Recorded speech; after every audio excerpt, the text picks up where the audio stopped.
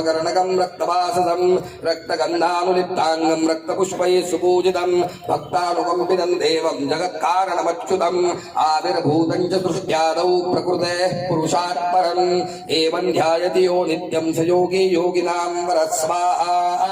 ॐ नमो व्रातपतये नमो गणपतये नमः प्रमदपतये नमस्ते अस्तु लम्बोदराजैकदन्ताय विघ्ननाशिने शिवसुताय श्रीवरदमूर्तये नमः स्वाहा।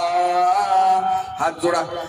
एतदथर्वशीर्षयोधीते स ब्रह्म भूयाद कल्पते स सर्वविघ्नैर्नबाध्यते स सर्वतः सुखमेधते स पञ्चमहापापात् प्रमुच्यते सायमधीयानो दिवसकृतं पापं नाशयति प्रातरधीयानो रात्रिकृतं पापं नाशयति सायं प्रातः प्रयुञ्जानो अपापो भवति सर्वत्राधीयानो पविघ्नो भवति धर्मार्थकाममोक्षं च विन्दति इदम् अथर्वशीर्षमस्याजनदेयं यो यदि मोहाद्दास्